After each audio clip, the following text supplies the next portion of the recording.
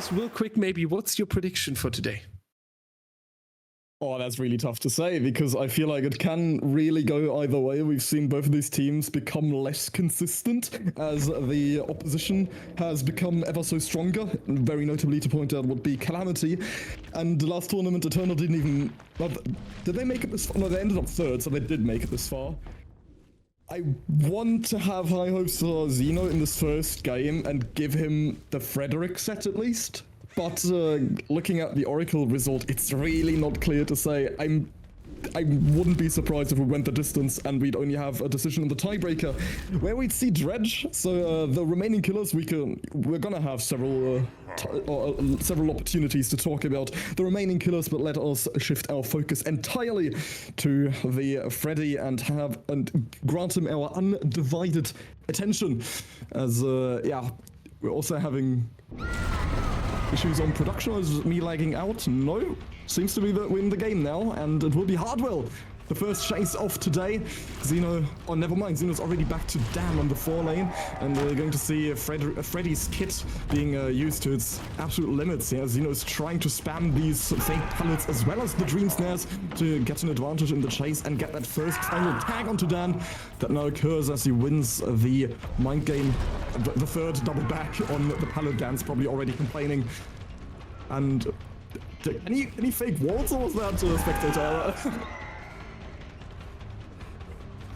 Not sure about that, but yeah, we've got Dan on the car filler, and the car filler is extremely unsafe. It might look stronger than at first, but it is a rather disappointing pallet that he can very easily go down on. As Xeno's just demonstrated, he will be able to claim that first hook at the back of main. And it seems like he's only really got 3 gen here. He hasn't even got that generator in the dead corner. So it's going to be a bit of a tough RNG that Xeno has to metal with here. Yeah, good for him though that he has Dan onto the hook very early. Hardwell already injured, so that's going to give you a good grasp onto the Survivor team. Important to mention there as well. We usually have an average first downtime of 2 minutes 57, and here it was 1 minute 27. So Xeno being 1.5 minutes quicker than the usual first chase time on the Nightmare. That is an entire generator repaired solely by 1 survivor. That is an insane time difference that we're talking about here. We have to let go of Dan, but we are testing the patience of Nightlight here. That's going to be the injury in exchange for a generator in the distance. Spit's the only one who can really come up with something risky here, as he's the survivor that is currently healthy. Hardwell will be picked up. Xeno doesn't want to overextend, doesn't want to go into a risky slug and then potentially having the survivors making an organized comeback. Very understandable decision here, taking the second hook stage into the game on the second individual survivor as well. So this is a good job from Eternal right now. They are trying to make sure that there's not this early elimination target that cuts down the survivor team to 3 survivors. So that's good. The good news here. However, Mathis, with 2 injured survivors, quite some pressure from Xeno in the early game, there will still be a comeback needed in some sort. It is not looking too grand for Eternal, as you've already pointed out. He's about to get his 4th injury. That's going to be some significant global pressure that Xeno will be able to exert here. Freddy, being with the ability to teleport, is one of the killers that can catch survivors off guard and zone very easily into corners if survivors don't pre-run extremely early. So 1 TP and the survivor doesn't pre-leave it super early either to main or shack. They are already be cornered, and Xeno should be able to make quick work of that thanks to the thanks to the 2 chase abilities that he has available. And Xeno's trying to get some value out of these dream pallets, but so far, unfortunately, not happening. Solely relying on the dream snares. And yeah, he's not been able to get another down yet, but 2 stages already. As you pointed out, is relatively quickly, much faster than the stats we had before, but we have to take into consideration that Freddy has so far only been seen once by Elysium in the last the last round against Oracle, and that was only on Father Camper's Chapel, so it might just be down to the map as to why Xeno was able to get that down so much faster. And I don't think Spitz won't be able to get the fast fault there thanks to the Dream Snare. He tries to fake it a little bit, maybe make Xeno lunge early there out of sheer panic. Maybe that, he might just make it. But yeah, to no avail. It will be the third stage at 3 generators remaining. But they're also split very evenly. Xeno has no tunnel out just yet. But any stage given is going to be significant for Xeno as he snowballs pressure further up and up. Now, let's see if we are able to continue that good work here. All the survivors back onto healthy, so we are out of the danger zone, we could say. And once again, they managed to bring up a fresh hook. So 3 individual survivors hooked so far. Of course, that's great for the third win condition, where we are checking how many individual survivors have been hooked throughout the trial. But it is also important that you're trying to get, in best case, that elimination early on. That saves you a lot of headache later on when you constantly have 4 survivors jumping on all of these generators. Xeno here trying to guard the shack, where we currently have one of the survivors and a little bit the hook stage as well, trying to find a good middle ground here, and that seems to work so far. Nightlight being around, he's also being attacked multiple times by the Dream Snare here. Xeno will try to defend his territory a little bit. There's now going to be the save here. We have the next injury coming out as well. Back to 3, but onto the chase now. We are trying to get the chase in. We're trying to have a long chase.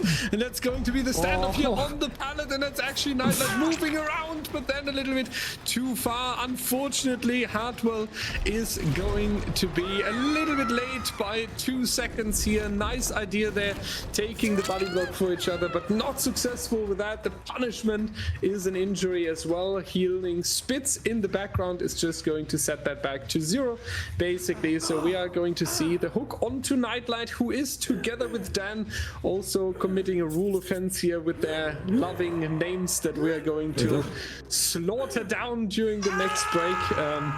But yeah, Nightlight down on the hook, 4th individual survivor. Mathis, that's actually impressive how they are sharing the hook stages here. Yeah, but as everybody has been hooked once, that means if he gets any hook now, then that survivor would be on death hook, and then it's going to be more difficult for Eternal to really map out or plan, strategize who is even gonna go in and take that hit, because once everybody's been hooked, everybody is going to be a liability. And yeah, we're still looking at 3 gens though, with 4 individual hook stages, so Xeno can really just chase whomever now. We sadly haven't seen much value of the Dream pallet. We might see it now, but Nightlight is probably just gonna go over to the other pallet that still exists, that's still very real. And he's trying to, Xeno's trying to get the slowdown with the Dream Snare. He's essentially trying to slow him down and then catch up to him by the time he even makes it to that pallet. But it's going to miss again, and I don't think, it's barely not going to be enough because that Dream Snare ended up missing. Nightlight not really trying to outmaneuver them, but just straight up missing because he expects Nightlight to juke or sidestep them. The Nightlight is just keeping his head very cool, and he's holding W away from all the Dream Snares. Unfortunately, he's now going to run out of space, but look at that gen pressure. Hello, Hardo's popping his now, Spitz is popping another in 5 seconds, and down in about 20. So we were looking at really slow gen progression so far, or superficially at least, but they've got all 3 generators very close to popping. However, Xeno has a relatively promising 3-gen there, knowing fully well that main and the generator in the corner next to main have not been worked on yet, so really all he needs to do, oh no, it's not that gen, he's got the one out the hill, then the one that he's currently looking at, and main. So Xeno's still got a lot to play around. I'm getting confused because you can still teleport to pop generators. So yeah, Xeno still has a good amount of time to maybe get the down onto Dan, but it's slowly but surely starting to get really tricky. and losing one pallet after the other. I don't think that Xeno has enough time to even return to that generator. That Spitz is about to pop any second. We see Hardwell and Nightlight most likely resetting or already getting ready on those exit gates, putting their entire trust into Dan getting this very much needed chase at the end to ensure the result is as optimal as possible. Nightlight goes down in change, but obviously to a plot twist. So we had everybody injured at one point, everybody hooked at one point, but now we're looking at everybody healthy again in the end game, where it is so important. Yeah, and these are now the final chances here for Team Elysium to get some extra stages in. Nightlight is on the ground. That's not going to be the same for Hardwell. Very unfortunate for Xeno. They're right next to the exit gate that Dan is currently taking, but we have the shot here with the Dreamsets. The pallet is coming out and sealing the deal here. Very, very well done after incapacitating the survivor behind that wall. Very well played. That's going to be the hook for Hardwell. However, Nightlight has been rescued from the floor, so it should be, if nothing is going wrong here, 3 eternal survivors walking out the door. It is good that we are getting 2 extra stages onto Hardwell here, that's for sure. If he would die, we have 2, 4, I believe 7 stages on 4 survivors, and there it can actually be an important difference later, because 4 individual survivors is quite impressive, because Freddy is certainly stronger after his rework, but they didn't turn him into Iron Man. So 4 individual survivors on 7 stages is kind of a good result here, I would say. Xeno is trying to defend that obviously now, and Eternal, it seems like they are at least considering coming back. One of them hiding here in the jungle gym close by, one on the eye loop in the midsection. Will they make the move? They only have a few seconds left, so either now or never, and it seems like that they are actually pulling away here. It was a good attempt, but maybe they realized Hardwell is not so important for what they're actually going in. Last second, Spitz now taking the injury, and it is going to be Dan taking an injury as well, and now everyone must sprint towards the exit gate. Will they be successful? We have Nightlight in here as the potential body blocker, but Xeno just going around. That's going to be the down onto Dan here, and Mathis, that is going to be tricky now, because that would be 2 extra stages. I think he used the teleport there to kind of squish through the survivor like the Myers can. I don't think Xeno even made it around there. Nightlight kind of just stood still. Or no, Dan double backed into him. I feel like Xeno was faking to TP, but there's also no generator in check, so I have no idea what just happened there. That either was some significant miscalculation on Eternal's part, or just straight up luck. So Xeno, well, in the end, it's obviously, it's always going to be just straight up luck. Now he might be hooked in the basement, but it is right next to the exit gate. Oh, Xeno should have pushed Nightlight out there, because we just saw Spitz and Hardwell reset, so they can't be that close.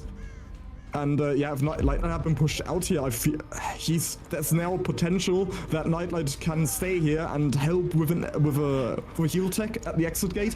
Obviously, since now we've also got now Nightlight can also be reset, because there's always this threat that Dan is it Dan? No, not that Spitz is right here. So if Xeno goes too far to that exit gate, ends up pushing them out, then Spitz will have ample time to go for. Go just straight up for the rescue. So Xeno will in the end have to, never mind, not play around 3 survivors going back in. They will take the escape here. He's trying to get an elimination. No, I don't really get what just happened there, because I feel like they could have definitely gone in for that, but they really don't want to risk it. And yeah, in the end, it's going to be 1 extra stage, because Dan ended up trading for Hardwell on the hook. Yeah, now we are talking about 8 stages on 4 individual survivors, while we had only 7 on 4, and that was if the survivor would have been dead. I totally understand why they are going back in, I think, as well as they did with not having an elimination early on. It was just as well played by Xeno to accumulate 4 individual survivors, and 7 to 8 stages, I would say, is a pretty yeah, is a pretty good result that we have here.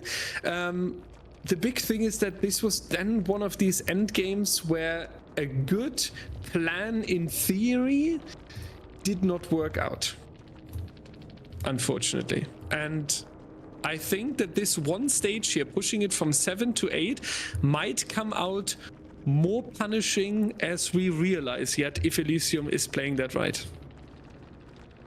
It's really, really tricky to analyze what just happened, especially in that end game. Well, first of all, have to point out that all of this only happened because Xeno was able to get the down onto hardware with a dream pallet. I feel like hardware was too close to a potential spawn point because it's not just pallet spawn points where you can place down pallets. It can practically be any narrow gap that pallets could realistically spawn on, so it takes a significant amount of knowledge or game knowledge to really figure out all the individual spots where Freddy can place down onto his pallets, and it's gonna be even more challenging based on how recent the addition of Freddy is to the killer roster, or the updated Freddy, but also to the DBDLeague setting. So yeah, Xeno was basically faking only using the dream snaps by spamming them over and over whenever they were off cooldown. In the meantime, he was already setting up a pallet in the background that hardware didn't expect. And then the hill hook, which is already really tough to rescue someone from. And then they opted to go for the unhook at the exit gate at Shack, and it was much further away than the exit gate they had essentially next to the hill, but that's probably because Nightlight was still in that area and they wanted him to in the end then take a hit on the halfway mark. But I feel like if they had gotten to the other gate, then they should have all made it out much sooner.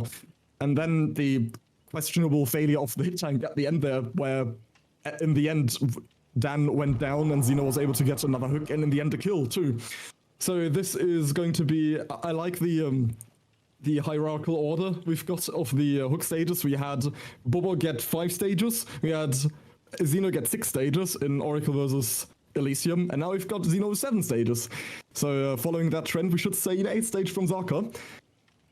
So yeah, really interesting to look at, still difficult to judge what really happened at the end there. It may have been miscommunication again on Eternal's part, but only God can say, because we don't have access to the team chats while they're talking about it. But yeah, let's take this opportunity to talk about the other killers that we didn't get to yet, because we've discussed Nightmare and Spirit. You've already pointed out that we've got Dark Lord, Houndmaster, and Dredge after. So what do you think is going to happen in these games if you still have that? I have all the results written down on my second screen if we need it. So yeah, but I would like to give you the opportunity to talk about it first. Yeah, the second, first of all, for the upcoming trial, it is going to be interesting how the early game is going to go, because I feel like it cannot really be more improved than what Xeno has shown here. Because what we have to mention again, we basically saved 90 seconds compared to the previous average chase time, from 2 minutes 50 almost to 1 minute 20, 1 minute 30. So that was already very, very impressive. Then for the second killer that we have ahead of us, which would be the Spirit, I feel like we need a little bit of the same counterplay that we need here in the early game for the Freddy, right? It is a little bit of a stronger chase killer, especially since the update. You need to be organized on your generators. You need to be organized on how you are attacking the first individual generators. So I would say whoever takes this Freddy set has good chances to just continue. Definitely, there is a very important argument to make that whoever takes the first set might maintain that momentum for the remaining sets after, or the entire matchup overall even. But that could also be that you might also get too overconfident if you win those first decisive sets that basically dictate the entire feel of the matchup. And yeah, with Nightmare, I feel like there's still much that can change here. With 7 stages, that's sort of a middle of the road result, but still we need to take into consideration that Freddy is at heart an M1 killer. He can't get us down any other way. Maybe the dream pallets, you can make a case for that, since we also saw it in the previous game. But that's also the only time we saw it in the previous game, and I wouldn't be surprised if Zaka also didn't get a single down with the Dream Pallets. Because that's just, it's more of a zoning technique rather than actually getting injuries with it, or downs even. And that might then also predictate what we'll see in the Spirit game. We've seen both of these teams being very happy to go for pallet saves, and that's something that the overall meta has shifted towards on Spirit sets, where it's more about, not anymore about going down full corner, away from your teammates, away from the generators that are being worked on, but you rather go down on pallets that are easy to save on, and that's probably something we're going to see on Spirit. There's this meme with Elysium that they always love to have 2 to 3 people ready for a pallet save and just completely disregard the generators for a couple of seconds. And then we return back to Dark Lord, and Elysium love this killer, especially also in Family Residence. That's the killer, or that's the map we've seen, I think, almost exclusively, I feel like. And last time we saw Elysium, or we saw Xeno, 4k Oracle, and 1 generator remaining, and Bobo was only able to get the 3k with 9 stages. And they also played Dark Lord against Ascent, where Xeno got a 4k on 2, and Elysium Survivors 5 staged and got a 4 out. So pretty impressive, and to talk about the Houndmaster game right before we load into this one as well, which is Eternal's favorite pick. That's also, I'm very grateful that we ended up going with the backup map in the killer pools, that we have 3 options, but also if they're all exhausted, then we go for the backup map, because otherwise we would have seen Houndmaster on Coal Tower again, which we have all this time.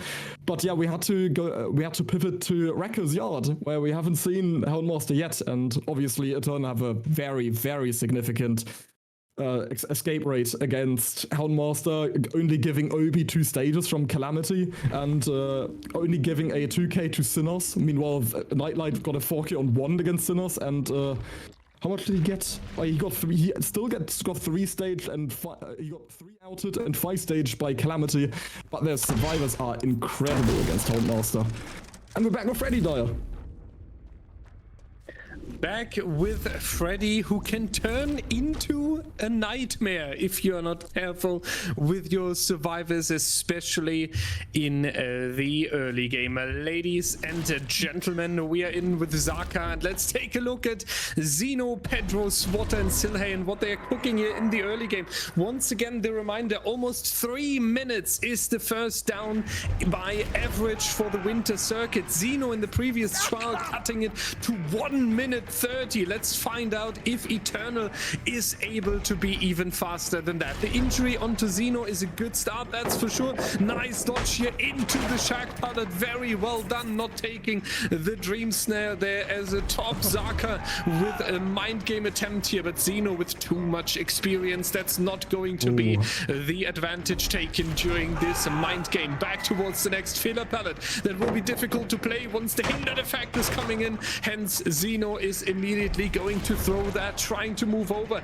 towards this rather difficult tile, but Zaka now checking onto the generator, realizing that we have quite some progress already, as Swatter must have joined this generator right after spawning in, so we can tell Elysium not wasting any time. They are immediately on the generators. They know where the pressure has to go, and they will make sure that these chases and the chase time that is accumulated here is immediately being put into the objectives. Once again, the next pallet, and yeah, the bottom side of the Coal Tower is slowly turning into a dead zone, and that can be an advantage for Zaka later. But for now, we have a first generator already, we have a good first chase, and we are collecting quite some confidence on the side of Elysium. They can be very happy with these first seconds of the trial here.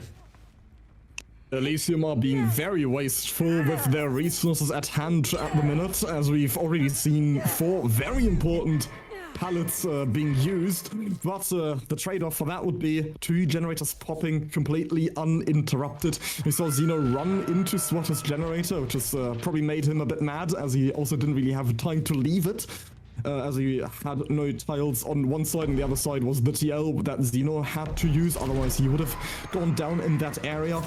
But yeah, that also comes to show that Xeno had no other option but to interrupt that generator. Also Zaka here winning the mind game by moonwalking the T-wall, and Xeno running, or not being too hesitant on the vault, ending up eventually giving Zaka the down and the hit, but this time giving Zaka the down as Xeno fully committed to the vault, trying to change his playstyle but not being as hesitant as he was on the T-wall.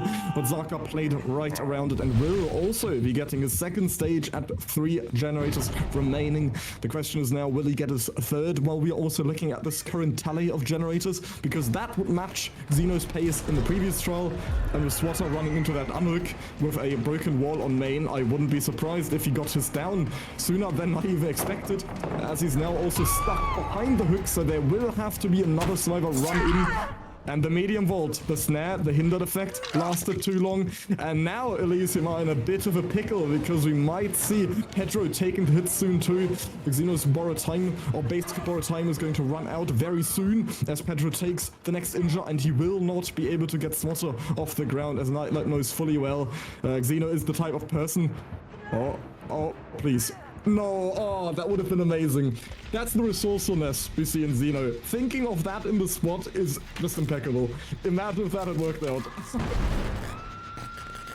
Yeah, if things like these would work, then we are talking about the luck being on your side and a little bit of positive karma being on you as well. But that's going to be the second hook stage for Swatter here, and that is also the important difference to the previous trial. Well, that is going to be tricky here. Xeno, that's going to be an unfortunate quick down. Good thing we are having Swatter off the hook in the distance. What I was about to mention, this is the interesting difference, right? While we had in the previous trial Xeno from the beginning being forced also a little bit by the survivor team to collect all of the individual hook stages, and for some reason we are having a safari around the hooked survivor. Yeah, hello Pedro, since when are we going for such tactical plays here? Zaka takes his time to break the pallet before, but Xeno would have the borrowed time basic effect anyway. Elysium needs to be careful now. They are about to have a little bit of trouble here, and they will have less generator efficiency at the moment because they are busy with picking up each other, healing the injuries, going for the rescue. So there is going to be a little bit of a drop progress. Especially with now Swatter going down, as we've seen almost all resources used, or practically all resources used on this side of the map, and all he had available was a TL, which is not too promising for a survivor that is dead on hook, because there's absolutely zero reason why Zaka would drop that chase anytime soon. And now we see the huge difference in tunneling someone out and going for individual stages as to what compared to what Xeno did in the previous trial. Because now they're stuck in this 3v1. Xeno, who originally got completely demolished by Zaka on main building, running into him as he walked around main, will have to take another hit here. And now that's already 2 out of 3 survivors injured. And Sile really is the only one in the position to do anything about it. Xeno very aware of the teleport there. They are trying to go for these generators, but with only 3 survivors left in the trial, the progress is going to be significantly diminished. And it's going to be really difficult for Elysium to come back to this, especially based on how aggressive they're being. Pedro waking himself up practically in front of Zaka, almost going down there. Thankfully still reaches the window in time. But that's something really odd we saw around that unhook on Swatter next to main building as well, where we had 2 survivors just run in while injured. And with Pedro, it completely failed. And when Xeno ran, I think it was Xeno who also ran in while Zaka was breaking the pallet. But imagine if he hadn't pressed space in that moment. Then he would have been easily able to walk around and interrupt the unhook, and then we'd have 2 survivors slugged and a 3rd on the hook in that area. So Elysium, as always, playing with fire, and it seems like they're starting to get burned. Yeah, unfortunately, right? Because the early game looked pretty strong. We had the clear advantage. We had a generator completed. That was, yeah, now when you are under pressure, then things like that also happen here. Pedro now down onto the floor. Zeno just in time healed. So he and Silhey will be... Oh, but the double tap coming out. Pallet and M1. Goodbye, Zeno. Was good to see you in this trial. That's going to be the GGs to the captain of Elysium there. What a murder that we have just witnessed there onto him. And that's going to be Pedro not making any distance. And Silhey's location is known. Yep. Mathis, that seems to be a sold deal here. That should be the very first set point going to Team Eternal here, and that is a little bit of a problem because the Nightmare was chosen by Elysium. So losing at the start of the best of 5 your set to your long-time rival, you could say, is really not ideal, if you want to say it positively. Yeah. Oh yeah, it's far from optimal, but that's also something we pointed out at the start. Looking at Elysium once again, picking the Kashmar, the Freddy. It's very risky. It is definitely not settled in stone that they'd be having the advantage. Also, yeah, the Dream Palette. You know, that makes me very reminiscent of the low ping moment. Very reminiscent of the old times when the pallet used to spawn in the doorway and not on the left of it, when the pallet was still completely off pallet. And yeah, still accepting his fate there. Almost really nicely juking out the Dream Palette at the end there, but still he hardly has anything to play around. They've completely exhausted Coal Tower of all of its resources, and the down eventually comes through. 4k1 in contrast to the 7 status that we saw last game. Xeno still needs to maybe forgot to take into consideration that the only reason why they beat Oracle is because Bobo essentially handed it to them by not going for the hatch escape. It was because otherwise Oracle would have won that set that Xeno originally, or Team Elysium originally picked with the Freddy. So this was a very risky decision, and it backfired completely, handing Eternal this first set point. The question will be if we reach the Houndmaster later, which is, in my opinion, the Eternal set, if that will also backfire, given the story that we are building here now with the best of 5. But let's see, ladies and gentlemen, if we are getting that far. The Spirit on Coal Tower is going to be next. This time it is going to be Coal Tower 2. So we are playing the variant a little bit. Coal Tower 2... There are definitely larger maps than that, so you also need some good coordination, you need some good spread between the individual survivors. You need to make sure that you are maintaining the generator pressure without risking too much. We have seen in this trial that being risky can really backfire, especially when you are facing very experienced opponents. And you need to find a good way, because the chase will pretty often be relatively close to the generators, given the size of the Coal Tower and the shape of Coal Tower 2 as well. So you really need to have a constant good judgment. Is the Spirit too close to my generator? Do I need to leave? Do I get potentially an unexpected phase here? Or should we be a little bit risky and put a little bit of extra pressure in? That is basically the spirit of how you have to play this upcoming trial.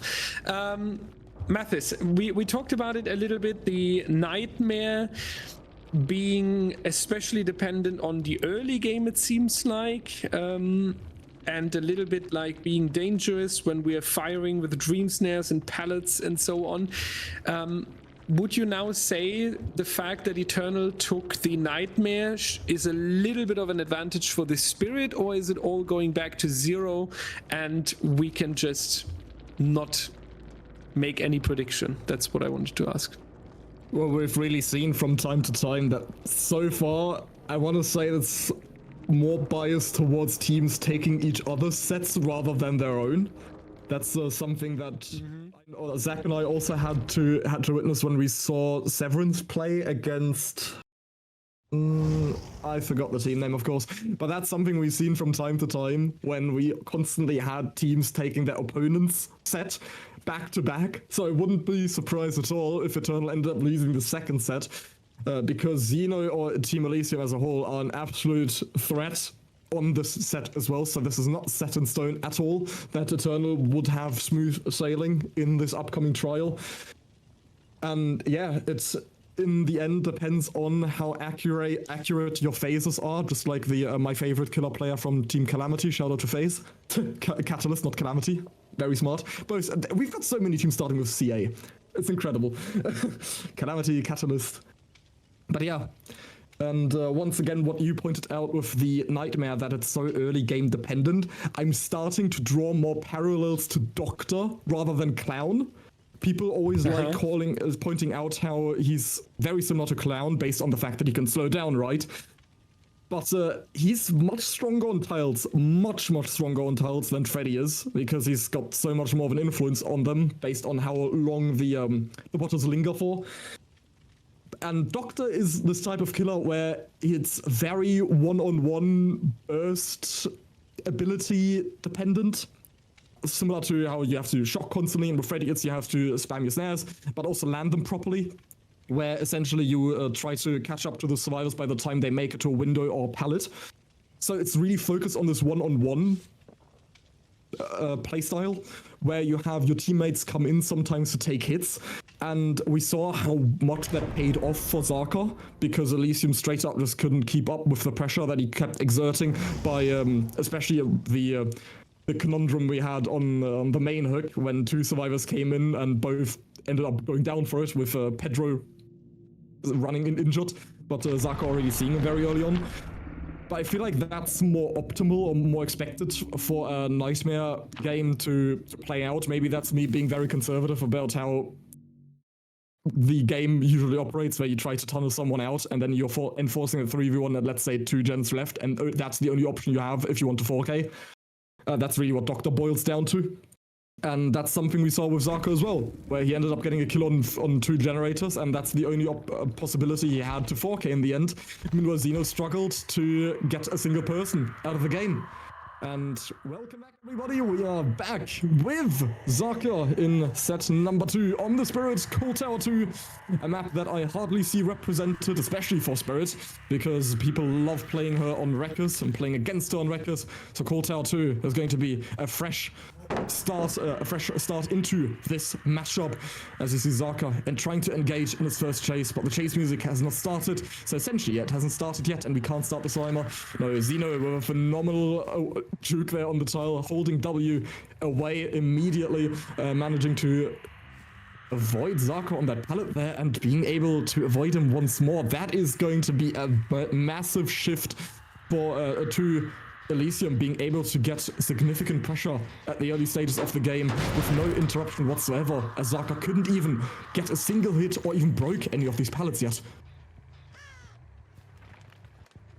Yeah, that's going to be a huge bummer here during the early game. Let's see, Swatter here taking the first injury now. That's going to be the continuation of the chase. Trying to get the first down as quick as possible here towards the Shire. Is it going to land? The answer is yes. That's going to be a great one. So that is going to be the first hook stage. Still much later than expected, I would say. And that was really not what we want to see here. When you are coming out of the Nightmare set, when you are trying to get immediately the pressure in, to maintain the pressure that you have established as Team Eternal, then this early game was basically too long for a Spirit. 1 minute and 30 seconds. Even though the average first downtime is around this, usually, especially in the later matches, when we're shrinking it down to these hardcore killers, then we should see, I feel like, a little bit of a quicker down. Weird here again that the Survivor is not triggering the chase. Feels like something got changed there on the back end by behavior. Very interesting. Usually we're coming out of the phase, and usually the game is immediately going into the chase sound. Pedro now taking an injury here. Very beautiful phase by Zaka, finding the next injury that is going to be the first generator mind game being needed here on the pallet. Pedro decides to walk around, trying to trick Zaka. Yes, going to work actually. The double back into Zaka, followed by the vault over the window very beautifully. And Mathis, that is the second time now that ETR Killer is struggling a little bit in getting the down here. That is very well played by them. And the strategy is really odd here what Team Elysium are doing, because Zaka is just going to continue slugging as we've got two survivors doubling this generator. They want to get rid of this 3-gen. Ipik takes the hit through the balanced landing. We see Swatter pick himself up thanks to that plot twist. Also, I find it one thing I really want to point out what Zaka did when the moment Swatter got unhooked. He faked going to the basement to pretend that he was going to tunnel, but in the end he phased right. Oh no. Okay. In the end he phased right back onto Pedro, an unsuspecting Pedro who thought, yeah, well, he's going back for that unhook, so I'm just gonna hop back on this generator that we need out of the trial so desperately. And Ipik forcing the pickup here also.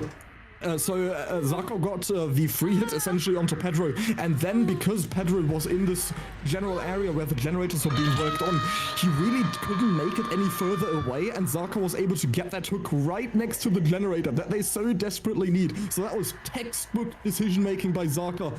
And Pedro almost got away with it because of his fantastic chase and decision-making mid-chase there, especially with that resilience on the fast vault, on the short wall jungle gym, after being able to avoid the very important phase. So one thing that we always see on Elysium survivors, oh, that was really smart too. One thing you always see on Elysium survivors, every time they turn around, they crouch for a second because it ends up resetting the cycle or the breathing cycle that your survivor goes through. So for a split second, you go almost silent. And also with that flashlight there, the Champions of Light, you are so much quieter while you're moving with that flashlight out. So I love the way they're utilizing their perks and knowledge on how sound operates in this game to attempt and avoid Zaka. But still, he's got a fantastic setup here. It's not too great of a 3-gen because they were already able to knock main building out of the equation. But he's got two generators here that were very far progressed. We saw that beautiful 3-split at the start of the game. And Zaka has been able to successfully turn it around. And right now, it is very much favoring him if Ipik ends up biting the dust here. So it's going to be really difficult for Elysium to recover. They may have just popped the 3rd generator, but Zaka has a great setup here, and they have hardly any pressure outside of the generators that they've just popped. Yeah, and that's how quickly it can shift, ladies and gentlemen. You should never get a little bit too ahead of yourself. They certainly had wonderful chases during the early game. They were able to trick Zaka a little bit, but now we are in a tricky situation. Here it makes sense that Pedro is moving in, the healthy survivor. He can also make a move when Ipik is closer to death here. It seems even like the survivors are coming in together, if I saw that right. Pedro vaulting the window here. Zaka trying to keep an eye out. At least you want to force the trade. Pedro is now going to take Ipik off the hook, and that's going to be the borrow time instead. No trade coming out. That's going to be quite some time loss, because now Pedro doesn't need to be picked up by the team members. Unfortunately, our survivor can say, I pick the wrong side of the pallet and I am going down. No. Unfortunately, it is going to be the elimination onto our Ipik here. But in exchange to that, and due to the great save that didn't end up in a trade, Pedro and Swatter have been able to get rid of generator number 4, which is quite a milestone in an S tier set, if you're asking me, because very often we are able to 4K when there's one generator still remaining, or when all generators are done, so you are putting your killer up for a good chance in case they are going to 4K, and if they are using this time correctly here, then we should see the end game coming, and I would 100% understand if they are going to commit here, but it is not even going to be close. Zaka is coming in way too late, so all generators being done. Spotter taking the injury here. Xeno should theoretically even take the out here, which is going to put a tremendous pressure. Yeah, very nice done. Very well played here with the plot twist. Now you're forcing the killer to pick him up. That gives time to Xeno to either rotate to Pedro. Seems like that is going to be the plan here, but I would say we should at least see one survivor escaping here. It is all down to this endgame now, because it is currently quite difficult to make out who's at the advantage. Zaka's got significant pressure because all of the remaining survivors are injured, which makes those chases oh so much easier on a Spirit. Also, very questionable phase there that he kind of phased on the spot. So maybe was hoping that Pedro would call out, oh, he's phasing, so they would all panic a bit, and that made Xeno second guess his attempt of running into that unhook. Zaka just saw his blood in main building though, so he has a clear idea where our last standing ace is hiding. He does have that sprint burst 99, so he might go in for, yeah, we see it with the Champions of Light to make himself so much quieter, will be able to outmaneuver or avoid the fact that Zaka would phase right on top of his head, but now he's stuck behind this hook, and Pedro, the only person escaping, would not be favorable because Xeno is the fresh. If they both just leave here, that would be 5 stages out the gate, which is more than enough against the Spirit, I feel like. But they're still greeding for this rescue onto Swatter, and that might backfire because they had absolutely zero time to make it into that save as Zaka was still nearby. And he does find Xeno on top of main building, and I'm not sure if he really has the option to make it out. We see Pedro coming, probably gonna try to take the hit as he's been hooked once, and Xeno is worth more points. But we don't see Pedro in position for it now. Xeno tries to make it out single-handedly. Pedro is opening another exit gate. Xeno probably playing for Hatch here, knowing fully well that Zaka is never gonna let him go. Tries to play around with Champions of Light, but it is not enough. Pedro was in no position to escape in time, and Xeno would not have made Hatch, as he would have had to W through that door and immediately go for it. But obviously that gate just wasn't open yet, and in the end, both teams will settle on a 10-stage result. Oh.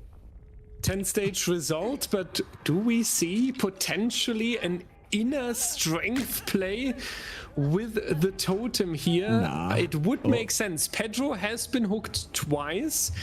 Xeno has been hooked one time. Ladies and gentlemen, don't trust the behavior in-game counter. So There's it no would way. be an exchange of one stage. On the other hand, I feel like Elysium can be so thankful that they even take outs when we are looking at the mid game and how the comeback was needed, that I really feel like we are potentially getting a little bit greedy here going in for that, and that we are potentially risking a little bit too much. I mean, the exit gate is close, but I want to officially disagree, but they are going in. Pedro is the man of the match, question mark. Is it going to be the successful rescue here? Zaka will obviously block the doorway. That is totally fine, as we have multiple entrances and exits from the shack. So there's the body block rule not applying, and here we have Xeno down onto the floor, and that leaves the judgment for this end game play very clear. And now I have the issue, and I will tell you why I have an... Oh, they have Unbreakable! I was told... Okay, never mind. I don't have an issue. I take everything back. I will send a former written apology to Pedro that will be delivered by a post pigeon tomorrow. Okay, actually, that was insane. Having a risky play in the end game backed up with basically an insurance perk, the Unbreakable, makes a lot of sense. And then I feel like this was, I don't know, Superhero 5000 the next episode. You know, I was gonna expect that Zeno was gonna try to make it out in time, and then Pedro in the meantime would crawl on top of Hatch, because Zaka obviously can't let Zeno go in that scenario. But he had Unbreakable already that entire time, and he would have just gone to the exit gate. Zeno, unfortunately, all he had to do there was win the pallet, but that is much easier said than done, especially in an end game where the nerves are so high. But yeah, all he had to do there is press space, and I feel like he would have made it out, because Zaka committed his entire phase on into catching up to Zeno. But still, there's no given that Zaka really would just straight up swing through that pallet. But that's sometimes that's what the top killers do, because they expect you to second guess, and then they swing right through, completely aggro push it. And that's going to conclude game number 1. I feel like this would also be a good point in time to go on to a quick break, everybody. So we will be back with you after just a couple minutes with Zeno on the Spirit against the Survivors of Eternal, hoping to bring the score back to 1-1 so that they won't be pushed into a corner with a 2-0. So everybody stay tuned, we'll be right back.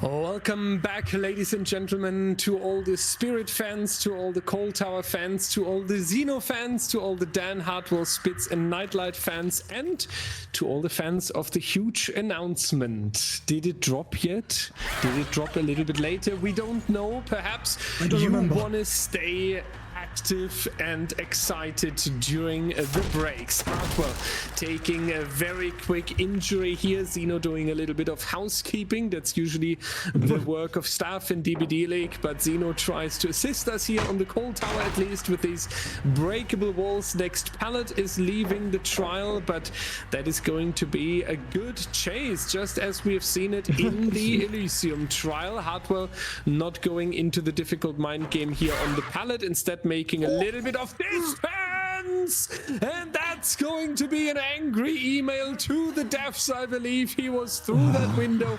Unfortunate, but good for Zeno and Team Elysium. The first down coming through very quickly here, 1 minute and 6 seconds, so faster than we have seen in the previous trial. 24 seconds difference basically. But Eternal not going to be too impressed by this quick down, immediately jumping down from the main building, using that balanced landing for a quick rescue, and a first generator coming out as well. That is a good counter by Eternal, basically saying, yeah, you can take the first hook stage, but we are not giving it for free at all. Also really interesting to point out would be the agitation pick that Zeno opted going with, something that we've seen so far only by Zynox, I believe, and his Spirit on Dead Dog Saloon. Brutally well executed there by Spitz, the double back, and making Zeno think that, because he probably was only focused on the grass texture, it's moving again, so he thought that Spitz would commit to the double back, but he eventually didn't. Zeno's probably gonna try to play around these hooks in the corner using agitation. Then really nice walking around the tile, not sprinting, but Zeno can still hear his breathing, or just thanks to an educated guess was able to find Dan in that spot. And he is dragging Zeno very far away from all the remaining generators, and the person that's been hooked originally has already been healed up again. Now we see Hardwell healthy and well on the generator, and Dan is forcing the down in the corner of the map, something that is very crucial against Spirit if you want to ensure the least amount of stages given possible. Zeno currently only looking at 2 stages at 3 generators remaining, once again on different survivors rather than both on the same person, because then he would be in a great position to enforce that 3v1 early on. Zeno most likely scouting for a 3-gen that he's been left behind, and also trying to interrupt a potential early save, which not a soul on Team Eternal has been setting up for. So Zeno's wasting a significant amount of time, not getting any value out of his pop goes the weasel. Checking basement. Very questionable. That is... He must have a very good idea that someone is here, because right now that's about 20 to 30 seconds wasted of him just trying to interrupt an early save. And we saw everybody on generators, or on, in other words, on the other side of the map, right when Dan was hooked. So Zeno basically just did nothing there. Well, he could have gotten that pop goes the weasel. but he's only now opting to go for a second stage onto Dan, which is not going to work out because we see Spitz fast vaulting through the window, getting the trade. Dan is going to be able to run off once more, and he's not been put into second stage, so any down that he will be getting now is not going to be deathhook just yet. Shackle has been removed, so he will only go for the window. Gets the endurance status effect hit through it, also is now in deep wounds and will be able to cover a significant amount of ground as Spitz, the hook onto Spitz would be completely useless. Outside of that, pop goes the Weasel, but he hasn't been hooked yet, and we see 2 generators pop as he gets stunned. Wow, this is, yeah, Xeno being extremely unsuccessful in keeping up any kind of pressure. He has some sort of regen around Shaq here, but there's an entire hill in between these 2 generators, so yeah, they're pre-leaving too early. Xeno simply cannot keep up. Yeah, it is looking really tough here. We are in one of these situations where, as a killer, you basically also want to be in 2 locations at the same time, right? You want to guard that 1 generator closer towards the shack, and then you want to be behind the survivors because you know exactly where they are running. You know exactly what they are planning, and yet you are not able to enforce the counterplay onto them because, as you mentioned, they are leaving too early. They are wasting too much time here. So we either get a total snowball now, getting some injuries in, some unexpected downs that are a little bit quicker than what Elysium, what Eternal Survivors are anticipating here, and then with that you're more beautiful here with the window fake. Even that is now going to work out. Second fake was a good attempt as well, making it over towards the main building here, dropping the pallet to force the Spirit go around, and that is going to be a difficult mind game. So Xeno also needs to go back towards these generators because you can clearly tell the other survivors are not going to waste any extra time. Yeah, for the Elysium fans, it is now important to press the thumbs even harder because we are not in a very positive nor in a very comfortable situation here. 3 survivors are healthy, only Nightlight is injured, and I would even say that we can expect a reset pretty soon, especially with now a second survivor taking the injury as well. And fact is, Mathis, if they keep leaving so early, if they keep leaving so carefully and communicating so well, this is going to be a tough task. We see it here. The injuries that we had on Spitz and Nightlight are immediately countered back to only 1 injured survivor, and we really need to make sure now that one of these chases is successful. Hartwell is going down. Is this potentially the start for a comeback? This would, for a change, be a person on second stage if he ends up downing him. And Dyer, based on what we've been able to see so far in the overall Spirit set, I really want to point out the very different approaches to the games, or the way they play around the Spirit and her ability. Is when we watched Elysium on Survivor side earlier, we saw them be very willing to take risks and to even sacrifice, be it sacrifice health states, resources, and even hooks, just to get any kind of pressure on the generators. But here on Eternal, what we're seeing is they're pre-leaving extremely early, and they're not allowing Xeno to get any kind of hits, or they're trying to diminish to its optimum, essentially. They're trying to not give him any kind of pressure through downs or hits or anything like that. They're playing very safe. They're leaving very early. They're not leaving, or they're not ignoring resets, and they're basically playing in a way where they know for sure that if Xeno ends up finding them, of going over to their gen, they're always in a position to make it safely to a tile where they can always either vault or utilize a pallet, but also not in a 50-50 way where they know they're going to be able to make it away without taking an injury, unless Xeno actually goes that distance to actively try to go for a hit and not just for a tag, really. And this is where we see the result. Xeno was not able to get as many downs as Zarka did in the previous game at all, because the Elysium survivors were just way too aggressive for their own good. Meanwhile, we saw Eternal playing extremely conserving of their tiles, and the one survivor Xeno finds in this endgame is Hardwell, who, as you probably know very well, is the only Death Hook survivor. So if Xeno ends up going for the pickup or the Mori, that's an overall 4 stages. That is... Wow. Is that less than half? That is less than half in the previous game. Yeah. Because we saw 11 stages. Yeah. That was wild. From 11 down to 4. That is not a victory. That is unfortunately the sledgehammer being packed out by these right into the face on Elysium. Wow. Yeah, you can tell by my amazing analyze. So yeah, what we can take from this trial is first, wow. Second, wow. And third, it is going to be the entire pressure now on this set, but the circumstances of how we enter set number 3 are more than bad. The first set today, where Elysium said this is going to be our Freddy, where we are going to be powerful, didn't work out. And you, in my opinion, you cannot even say now about the second set, okay, well, first set didn't work and now Eternal took it as expected as they selected the Spirit here.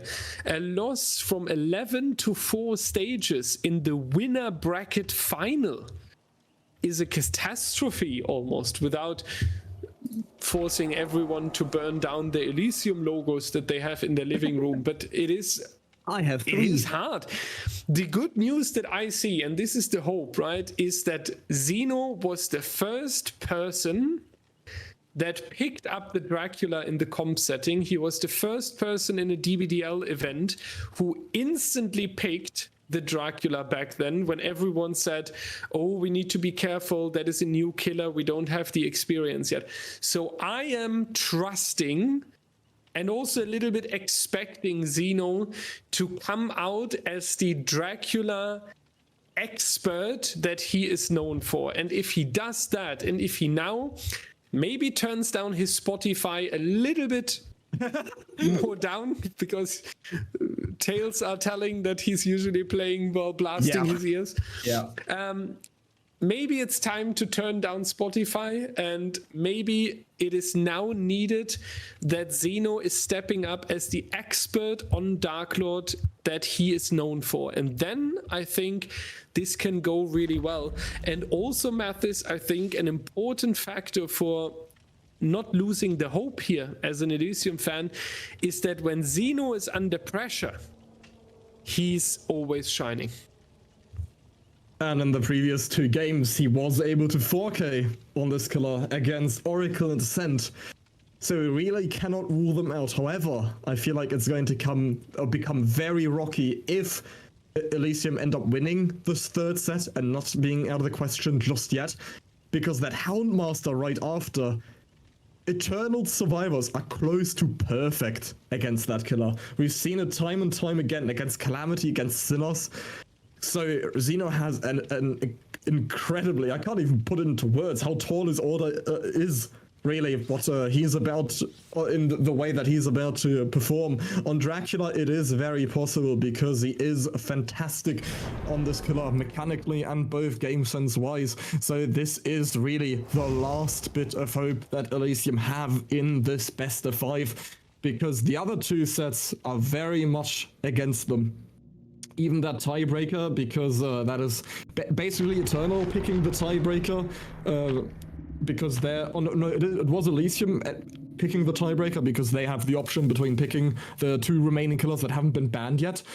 But so far, we haven't seen Xeno play Dredge in this tournament. We've only seen Eternal play Dredge against Calamity, which ended up being Calamity's pick 2, but Zarkov... was it Zarkov Nightlight? One of the 2. 3K on 9, and on Survivor they did 2 stages. So the next 2 killers outside of Dracula are going to be very Eternal Survivor-sided.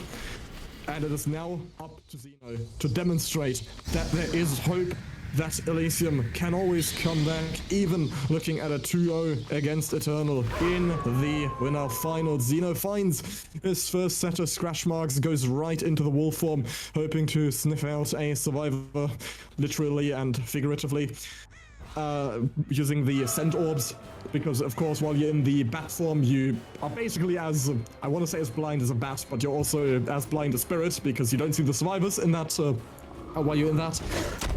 Yeah, Xeno's trying to get the first injury onto Hardwell through the generator, not around it.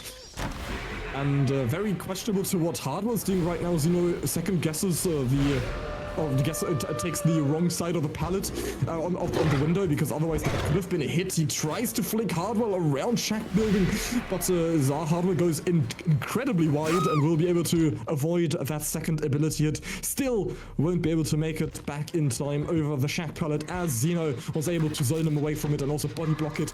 So all that Hardwell has left there in that situation was to go edge map, take the down, and just waste a bit of time while Xeno has to carry him all the way over to the hook. We see that first hook come in, as well as that first decisive pain risk. The Eternal survivors decided that there was no point in doubling it because they wouldn't pop it anyway. And hello, Daya, we're seeing a very early save here. Very early, and putting the pressure back onto the killer here. Let's see if it's going to be He's still not hungry. yeah, that's the interesting fact, right? Hardwell is now also using the plot twist. Very wonderfully well done here with the Hellfire onto Dan. Let's see, that's going to be the down, yeah, right there. But yeah, I think that is a very interesting point to mention. We are not seeing this consequent tunnel out attempt. He is trying to find him in the area. He is aware, I think, that hooking Hardwell would really be beneficial, not only towards that elimination and getting the first survivor out of the game, but also when you have Dan on the floor. Now you basically just lost a little bit of time. Dan was laying here for 20 to 30 seconds. You were checking the area around you. You didn't find anyone, especially not Hardwell, the survivor that you are trying to eliminate here. And this time loss, that is only going to lead into the advantage of Eternal here. They are going to use that chance and repairing those generators that they are currently working on. Xeno trying to scout the area, expecting once again that someone is in a locker, playing these guessing games also. And yeah, if you find one survivor in a locker, because that was the strategy, then it's really punishing for the survivor team. But I feel like we're trying a little bit too often to play these great guessing games that would lead to the mind-blowing effect, and a little bit too little focusing on the things and the tasks that are on the screen right now. We have generators to defend, we have a hook to defend, and that is not happening. In the past minute, we have basically not seen any significant pressure being taken onto Eternal. We haven't seen a chase being taken, we haven't seen the elimination being progressed here, and now Xeno is going to force the second stage onto Dan, something that in my opinion should have happened on Hardwell already, because now it's getting a little bit late. Eternal will happily sacrifice Dan here. They are working on two individual generators, one of them almost done, so there's no reason at the moment for Eternal to be panicking, to be scared that Dan is going to be eliminated from the trial, because the gen pressure is there. And this is what worries me a little bit. I don't feel like that the killer is having too much of a command of what's happening in the trial, and yeah, the Eternal survivors are deciding what's going. He's trying to play around this wretched fate on Hardwell, as well as the 3-gen that Dan is hooked inside of. The trade does come through, and they are currently doubling that pavilion generator that they so desperately need to break if they want to get rid of all these remaining 3-gens. Dan doesn't make it away as far as possible. And Xeno also misclicks on the generator there, on the pallet. I feel like he was trying to go into the wolf form, and it's already gonna be enough. Dan goes down and will be death hook. But in exchange, Xeno loses his decisive 3-gen. I feel like leaving Hardwell and instead tunneling someone else ended up being the smarter decision, because you want value out of that wretched fate. But if the stars align and you get it down that early, you might want to shift your priorities and instead abandon that that wretched fate. We see Zaka also using Champions of Light here to throw to confuse Xeno's sound cues a bit there. He's currently very eagerly protecting that wretched fate. He still wants that slowdown onto Hardwell, and considering that Survivor's also now being healed, Xeno, oh hello, he finds the reset too very decisively. He's trying to go for his 2-tap, I want to say, using that Hellfire, that misses very decisively, and Hardwell, or not Hardwell, Spitz will be able to make it away further, as he doesn't take that first Fire Pillar injury. Unlike the incredible snipe that we saw by Xeno in that edge map early in the trial, Spitz makes it around that tile as well. Usually it would still hit in those situations. Has that Sprint Burst 99 procs it now to make it to the safe pavilion window, fakes, or makes Xeno join him on top of it. But still, to no avail, as Xeno will be able to use both of those dashes to very easily catch up to Spitz. And he might just put him into this corner again, because he can at least control 2 of those 3 remaining generators. And what he really needs to do now is interrupt this save that Hardware's already setting up for, because if he does find him, then that would mean he knows exactly where all 3 remaining survivors are. But it doesn't seem like Xeno wants to waste his time again, the way he did it in the earlier stages of the trial. And this time he's going to play it safe by heading over to this generator that Zaka is very obviously working on to kick it. But yeah, he doesn't get any pressure out of it besides from that kick. Knows roughly where Zaka is headed to. But I can feel the reset coming in. Spitz is about to be healed, most likely. That was really that looked how? I was about to say that looked really goofy, and Xeno body blocks in that corner. Should have 100% hit with that with the Hellfire, but somehow Zaka was able to slip past it. And yeah, he's still standing somehow, and we see Hardwell and Spitz instead now doubling up, disregarding the heal. And if Zaka's chase lasts long enough, then they will easily be able to pop it in time. Time is running for Spitz and Hardwell when Zaka is not getting a longer chase here, but Xeno is going to take the pickup. That is going to be some travel time towards that hook, and that might be the end for the generator defense. That is going to be Eternal entering the end game here with the double up. Very well done that they are shifting the pressure, that they are making sure that that final generator is coming out. And now obviously it is going to be tricky. In best case you would find Spitz, someone who only needs 1 tag and then being downed here. Then you can force Hardwell into the difficult decision of unhooking Zaka or prioritizing the door. You're going to give the survivor team more tasks. We're now on to Spitz's tail here, trying to get them down onto the floor. It took a little bit of time, unfortunately, so Hardwell has enough time to rotate over and getting Zaka off the hook. The slug play is not the strategy that Xeno is opting to go for. That's going to be the reset on in the distance, so we are going to go back to 2 healthy survivor, but it is important to mention that Spitz is worth 2 additional stages here, so it is actually understandable that we are taking the hook stages here before risking too much again. We have already seen today during the end games that this can be a little bit problematic. Zaka is going to rotate back towards the main building. Obviously Hardwell is now going to take the other side. They are trying to stretch it across the entire family residence. The more distance, the more travel time for the killer, even in bad form, and even if the Dark Lord usually has not an issue with mobility really. Xeno going a little bit further than the hook to check if someone is rotating from that side. Not able to find them yet. For Eternal, difficult decision again. They could just go with the death of Spitz here. Would be 8 stages on 4 individual survivors. Again, that would not be the best win condition C with the 4 individual survivors, but I think 8 stages is fine. But since Xeno has now left the hook and opts to go for Zaka, he better gets the down and not having them all escape here. He should try to go for 4k1 if, but obviously that's not possible anymore. That's it's gonna be really tough to play around this win condition if you are on the survivor side of Elysium. Dark Lord should have been your power pick, and they would have been forced to really demonstrate their dominance in this very set. Zaka is trying to crouch past the bad Xeno. Xeno's headset is too inexpensive. He won't be able to hear him in time. Or maybe, nah, he's still... Oh, he has the funny add-on again. There's no way. Okay. I was about to say, is it really gonna come down to the RNG fire pillar? But no, Xeno is already there in time. I still don't get why he's opting to go for this add-on. But yeah, Xeno likes to play it funny, similar to how he brings those Gatebrook add-ons. It has a nice effect here on the Mori. It's very epic with all of these fire pillars. Especially now that we see a very odd score there with 4-4-4-4. It's also something I haven't seen before. Yeah, very nice cinematic ending. And I don't think this is going to suffice. The amount of stages. Xeno could have done so much more this game, but unfortunately the first survivor he found, being Hardwell, was his obsession, so he got 0 value out of that wretched fate at the start.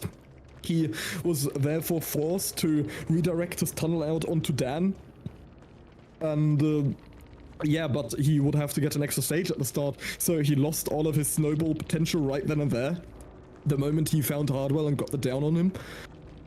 And yeah, pretty rough. It's definitely not to say that Dark Lord should absolutely 4K. In fact, we've seen him almost exclusively on family residence this tournament. I want to say, as far as I know, we've seen him exclusively on family residence, actually. Players love this map. Yeah, how many stages did we end up there? I know you got the 2K, and he's got a hook on everybody. Very unfortunate also that the hook onto Zaka was not the pain resonance, because I feel like Xeno had the potential to still 4K it. But he never got the stage, the stack, the pain res stack from Zaka to pay off. Yeah, we have a overall result now of 9 stages and 4 individual survivors. The average on the winter circuit is 9.27, so I would say we are certainly in the range there that you can call an okay result or something you can be very happy with. Obviously, in a winner bracket final, you would like to shoot above the average and be a little bit stronger. On the other hand, obviously, the survivor team is also drastically stronger in these late games. So I think 9 stages will totally work out. That is important now for the upcoming trial, because 9 stages is effectively a 3K, but we had 4 individual survivors being hooked. So Nightlight actually needs to get 10 stages. Just getting a 3K will be a loss, and having 9 stages on 4 individual survivors would just be the tie. So the win condition, and that is certainly what Eternal is calculating with will be 10 stages. So we are going to have a look if they are going to be successful with that. Ladies and gentlemen, the players are getting ready here. Nightlight on the killer side, Pedro, Swatter, Xeno and iPick are taking it for Elysium. A shout out, I think, to the teams for the very quick downtime that we have today.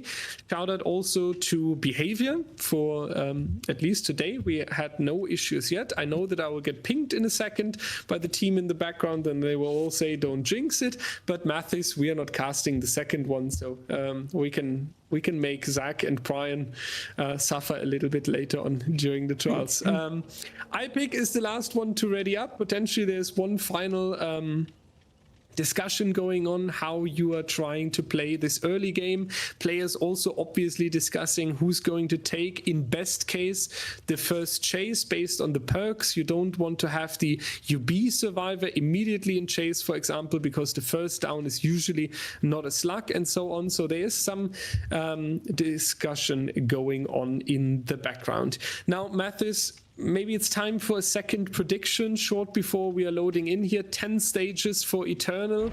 Elysium's survivor team needs to be on point now without any chaos, without any time loss. Do you feel like they will be successful with that? Or do you feel like Eternal is just going to make the 3-0 speedrun here? Yeah, thankfully iPick finished iPicking his perks, and the 9 stages is going to be really difficult to say because we have the data that the average would be the 927.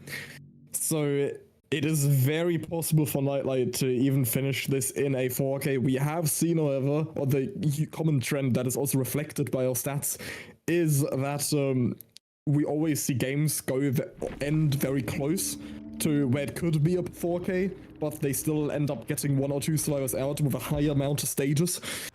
We haven't really seen a Dracula being completely dismantled by the survivor team, and it's still going to be a tall order here for Elysium, trying to get at least 2 survivors out of the exit gate. If they, or actually 1 person would suffice as well, if it's if that survivor is fresh, obviously.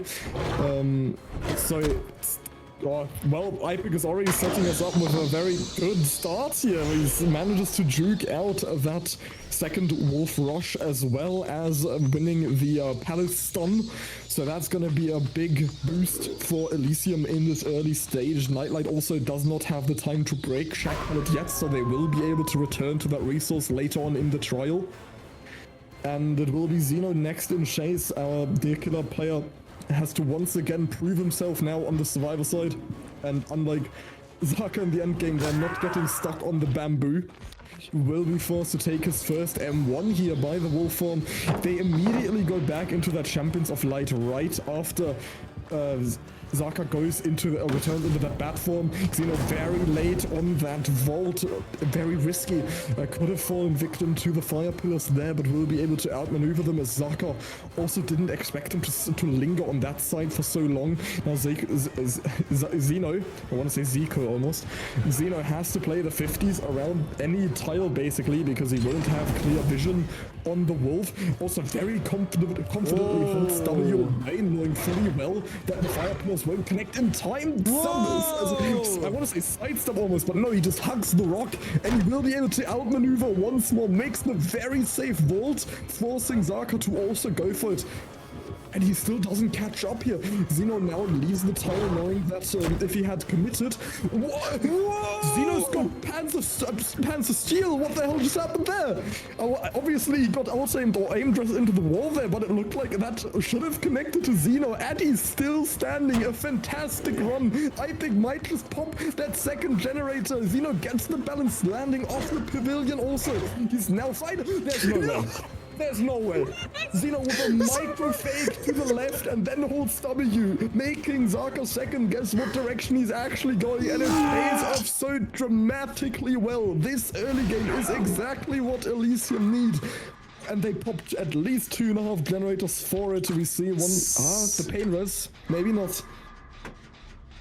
Someone needs to order an ambulance for that Dracula. That was horrible. The only problem, Mathis, you blamed Zaka for that long runtime. It is Nightlight who's playing the Dark Lord. Zaka had to give away the killer, so we have to clean Zaka's name after this long chase. But this was incredible. Xeno with the solo show, basically. Swatter, Pedro, and Ipik can shut down the machines, as Xeno is soon probably also repairing the generators while taking the killer on a run across the entire family residence. And this is what we talked about, Mathis, in the campfire chat earlier. You need to push Xeno into a corner. He needs to be with the back to the wall, and then you need to say, listen up, you are under huge pressure and you are with the responsibility to prove, and then you are getting a phenomenal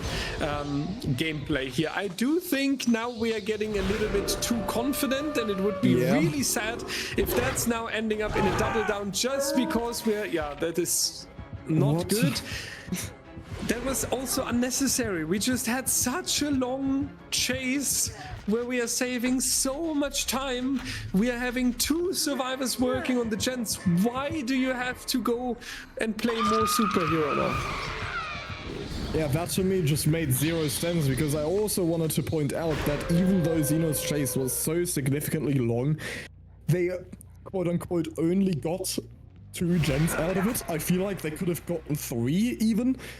And now that Xeno is back in the game, all he does is go to Swatter and shadow his chase. I'm not sure if he wanted to go for... I mean, he obviously wanted to go for a flashlight save there. But who gives? He could have been on a generator that entire time, and they could have just played it safe. They will be reduced to 1 generator regardless.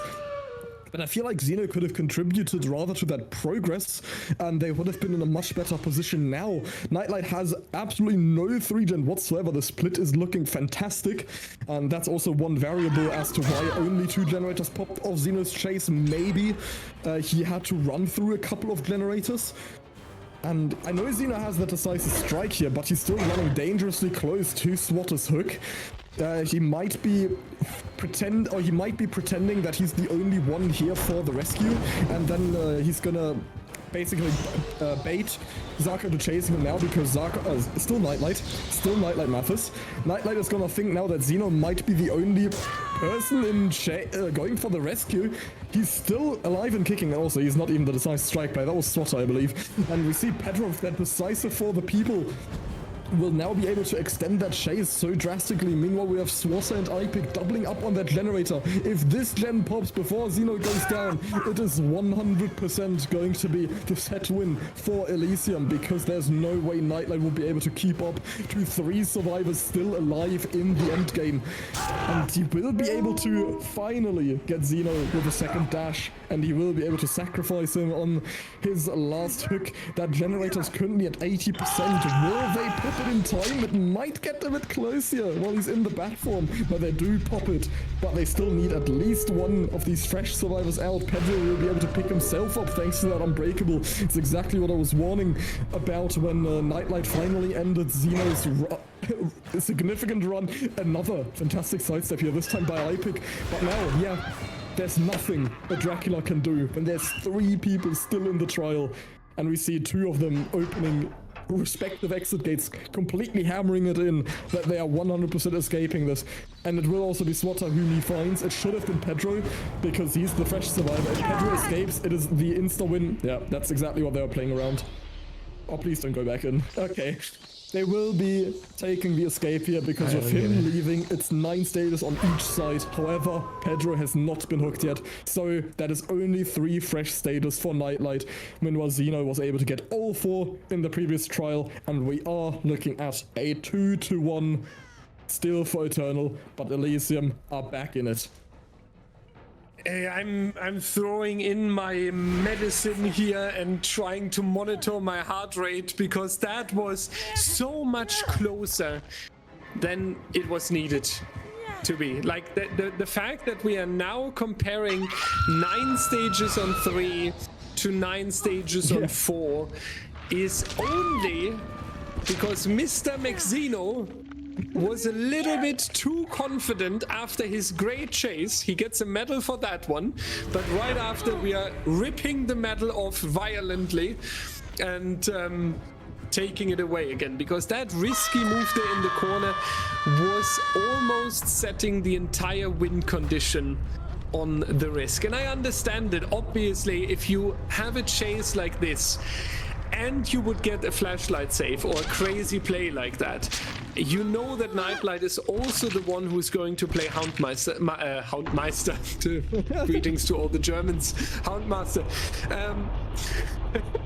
Obviously, you would enter some sort of mind game that goes into the next trial, because you would totally take the confidence away from Nightlight. You would almost drag him on a stage and show, look, we can juke you. And now it's time where we as Team Elysium are coming back and we are way stronger than you as Eternal.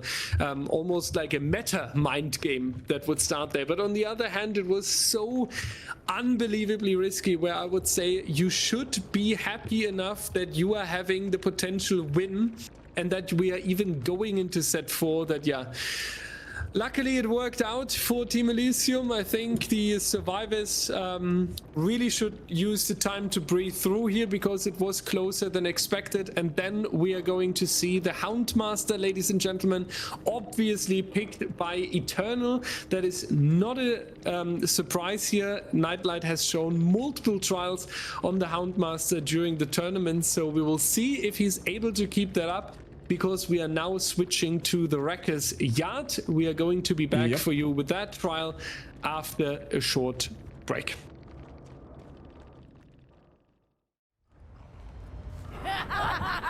We return to the ultimate Houndmaster, not just reflecting Nightlight's level of capability on this killer, but also the skin that he ended up choosing for this very trial on the Wrecker's Yard, a new occurrence in DBDLeague because all of the maps have been exhausted for today's map pool, and because we want to switch it up, we're not going to let the players play on the same map twice on the same day, meaning that the backup map, Wrecker's Yard, had to come in for this very set.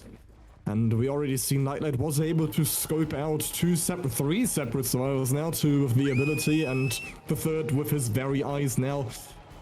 Oh, what are we gonna... Is he gonna try to body block? Yeah, I was about to say Nightlight probably hoping that he could body block Swatter on that pallet by holding the ability up, but just straight up pushing into that pallet. And Swatter playing this very carefully. He really just wants to, yep, exactly, take the dog willingly and then stun both Nightlight and the dog simultaneously. That's only two resources exhausted so far. We see Xeno very, very patient on the shack pallet, I was about to say, but he will still take the injury as he snaps back into Nightlight. He's going to wait for the dog to finish chomping down on Nightlight, because that's going to reduce the cooldown that it takes for the dog ability to return, and Xeno will be sniped behind the very truck, and that is going to be the first down of the trial at 5 generators remaining. And that really is the threat of Wrecker's Yard, because this map is so much more difficult to play than a cool tower, because you can get zoned on it so easily. And Xeno demonstrated that, because if you have a truck there, then that's practically no window or pallet to play around. The window only rarely comes to fruition. And Nightlight will be able to take out a good amount of resources already in this trial. Xeno unsuccessfully playing the shack pallet, being probably the most important contributing fact to the resources being diminished. And he's in a very solid position now that Painres helped him to, didn't allow the survivors to pop that first generator. And now he can control all of the generators that had so much pressure off on them until this very point. So this is going to be really difficult for the Elysium team to recover from, and kind of expected as well, because Nightlight and Team Eternal as a whole have been superior on this killer and against her as well. Yeah, this is now going to be tricky, especially if Silhey is not able to reach the hook as it was planned. Yep. Obviously, you would like to have the fresh hook survivor coming in. Now it works because Pedro is coming as a support, but unfortunately not able to go for that. But then too slippery here on this side of Elysium. Silhey also working as a body block here. That is unfortunate for Nightlight. Things do not work out once again here. The survivors getting away, but Xeno is going down in the pallet here, but that's not going to be any pallet safe, as the survivors have returned towards their generators here. We should see 2 individual generators coming out, though Silhey is forced away from the shack now. Swatter will be able to finish his generator. So we have 2 stages in exchange for 2 generators. That is certainly strong and still good for the survivor team. The problem is we are looking very closely into a potential elimination, and then having only 3 Elysium survivors in the trial, which was so far a little bit the difference overall, right? When we're looking at the trials, the Eternal Killer always trying to force the elimination more consequently, and the Elysium Killer, so Xeno basically, working a little bit more with the individual survivors hooked, which is still an interesting difference overall here. We are having the potential trade this time, Swatter going down, but Xeno is the target of interest. He is the one who would be eliminated, and he is the one also in responsibility of getting a good chase done. That was very well done here, forcing the hit then into the stun as he's using the smash hit to get some extra distance and therefore also some additional chase time, but the dog is not going to let him go. That's going to be the down as well, and now we are having Swatter and Xeno downed over here. 2 individual survivors have gotten quite some progress on their individual generators, around about 60 to 70%. So Elysium doing a good job here, but with now 1 survivor eliminated and 1 survivor on the hook, the pressure is going to drastically shift towards Eternal here. And I have to add to that, because we also have 2 survivors injured. And also very smart by Nightlight to first pick up Swatter to get the pain res and then Mori Zeno. And I feel like this could be a 4K2. If Pedro goes down here, they have nothing to play around any longer, and he's not looking to be in the best scenario currently. He will be able to outmaneuver Nightlight very importantly on this jungle gym, and makes it all the way to, around the hill. And yeah, now all eyes back on Sille. Is he going to go for this rescue, or is he going to just opt and stick on a generator? But I don't think they have the possibility or the option right now to even go on a generator with both being injured and Swatter on that hook. They have to get Swatter off that hook and then play for resets, or at least die in very far away corners. Also, one thing I completely point out, Enduring, really smart adapting to the to what's happened. Oh, beautiful. Pedro makes him whiff on the Z-wall. Using that endurance, obviously, because survivors are just gonna play around the stunning out the dog and then getting the stun on Nightlight, on the Houndmaster as well. Pedro really playing this edge map tile well. He should have been dead 15 seconds ago, but Nightlight was successfully run on the Z-wall plus the connecting corner tile. But still, the longer they spend in this corner, the more the generator is going to regress. But on the bright side for Elysium, that also allows them to finally get this reset. 3v1 on Reckless Yard of Houndmaster, and that is exactly why I have a personal grudge against this map. It used to be fantastic with so many tiles on it, and it used to be fun for survivors, but it's been nerfed several times by map remakes or map remodeling. And there's hardly any tiles left here. We see so clearly how there's practically exactly where Swatter is running toward now. The Paladin spawn and the truck is a terrible tile to play regardless, since you've got no resource outside of that very risky window. And Nightlight is taking full advantage of it. They will be able to recover slightly from it. Xeno now being eliminated will allow him to take basically the back seat and call to his teammates out exactly what they need to do and help in the decision making without having to focus on his own chase. Maybe that's going to help in the end. Pedro gets the stun again, but we see that Enduring, I accidentally even said stun again, as Dyer always loves to say it. We see that fantastic value out of Enduring. And Yoni as the 4 lane will be able to avoid the first dash, but the second goes right around that oak tree. And Nightlight will be able to get his next down. Also, that's not at all an oak. I don't think. I'm not a tree specialist. Anyway, I wanted to sound smart. Pedro is going to go back on that hook. Nightlight only has 1 pain resonance available. That should be on Silhe, as he already hooked Swatter earlier when the trade happened with Xeno. And this is looking grimmer and grimmer for the side of Elysium, as Nightlight is slowly starting to choke out his opposition. And yeah, the 4K2 I called out about 3 minutes ago might slowly be coming to fruition, as I doubt our survivors have the sufficient amount of time to even get back to any of these generators.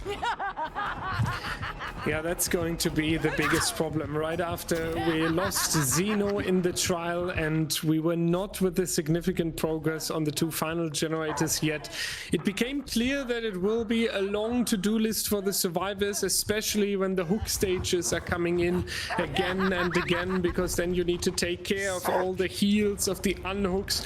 You need to organize yourself perfectly, and Nightlight is just, with the Houndmaster, too experienced and too fast also with the downs. Elysium would need some longer chases in order to get themselves some wiggle room, some window of opportunity, and that unfortunately didn't work out. Now we are having 2 injured survivors so far. They both just require 1 tag to be put down onto the ground, so the survivor team, while trying to take a recovery here, is also constantly playing with a lot of risk. We are having, was a nice attempt there with a quick stun into the down. I wonder if the Enduring wasn't called out properly yet, but that was a cheeky play that has worked out here. Pedro going into the elimination. There we have the barbecue, a rare occasion in competitive DBD, showing us and indicating to us where we have to go next.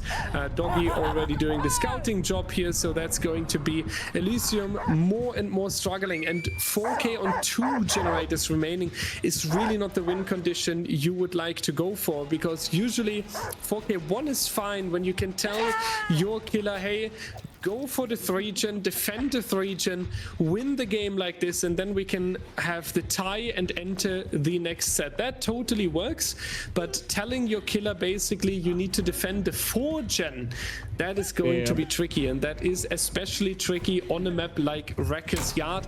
If we would talk about a map like Suffocation Pit, where 4Ks are basically everyday life, that can work and that can still be an argument, but on the Wrecker's Yard it is going to be very difficult. On the other hand though, we are entering the final chase here with Silhay, so it is going to be the 4K by Nightlight. A little bit of a revenge, we could say, after what we have seen on the Dark Lord chase with Xeno. Fits pretty well that Xeno was also eliminated at the beginning here. But that's going to be one hell of a task that we're shifting on Elysium's killer there. Again, for the win condition, we basically need to defend a 4-gen setup successfully, and then we only achieve the tie. That wouldn't even be the win, and that is not what you want to tell your killer when you are going into a trial. It has to be Wrecker's Yard though. That is one map where 4-gens may occur, and it is not unlikely either. It could be a 5-gen as well. This map can be super killer sided, as Nightlight is slowly creeping up to the pet action. It's really difficult to proc. I think Nightlight's trying to get it. There you go. Good boy. And yeah, it's so difficult on this map. That's why I personally also just hate scrimming on it. The map just sucks. There's hardly anything you can play around, and you get zoned so easily. And that's why Spirit has always been so popular on it, because her whole playstyle, or what survivors do against her, is just run corner and go down in those corners, because chasers realistically should never outlast 2 phases. Obviously it happens too many times because survivors get just better against her, and the Spirit can get unlucky and so on and so forth. But yeah, Houndmaster on this map is very, very challenging to play around, and I'm not completely taken by surprise that this ended up in being a 4K onto 1 survivor out of the equation, and a 3v1 is hardly possible to make work on this map against a killer that can exert pressure so well like the Houndmaster. And our next trial, we might be looking at the final game between Elysium and Eternal in the winner bracket final. Obviously, we still got the other game, the lower bracket. I want to say the second to last. I was about to say a semi-final, but no, that doesn't really apply. We still got another matchup after, even if this ends in a 3-1. This is going to be really difficult for Xeno to come back to, but you can very certainly get a 4 to a 5-gen on Wrecker's Yard. All of our questions will be answered in just a couple of minutes once we are loaded in, so we'll go on a short break, everybody. Please stay tuned, and we'll be back in just a moment.